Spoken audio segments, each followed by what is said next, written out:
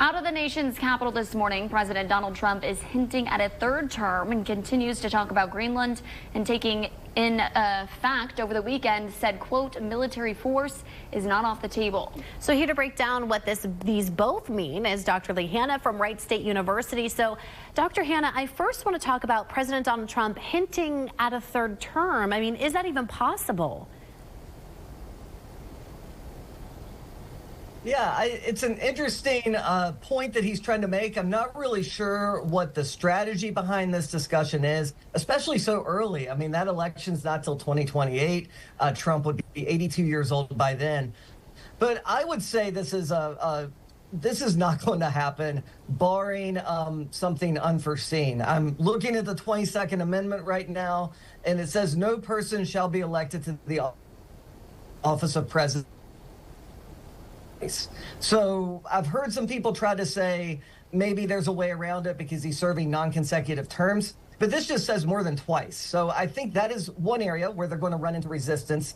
And then they've talked about this back door, which would be for J.D. Vance to run as president, but everybody knows on day one he would somehow resign and confer, and Donald Trump would run as his vice president, and J.D. Vance would step aside if he won, and Trump will become president.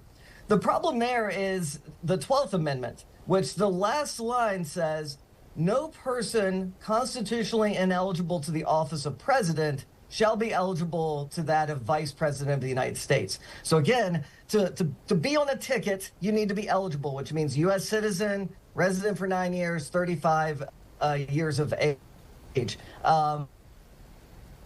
Having no other reason to be disqualified. And so Trump is disqualified constitutionally because of term limits. I think the only way they somehow get around this is if they do some digging and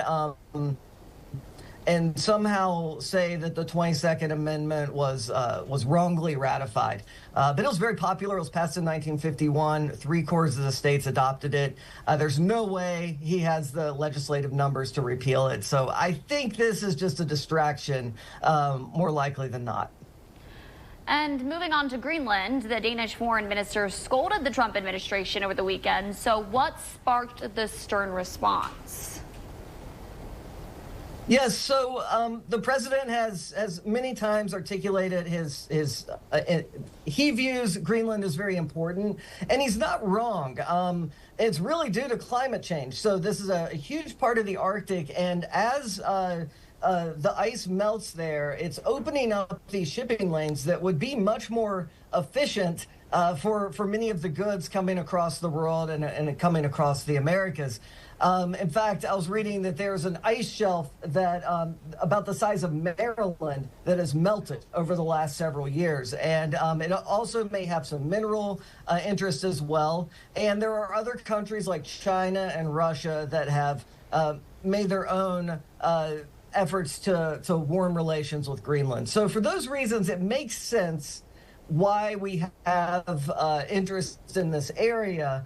I think what happened, though, is rhetorically, they've been less than polite. And the other issue you have is that normally there are norms about when you send delegations and where.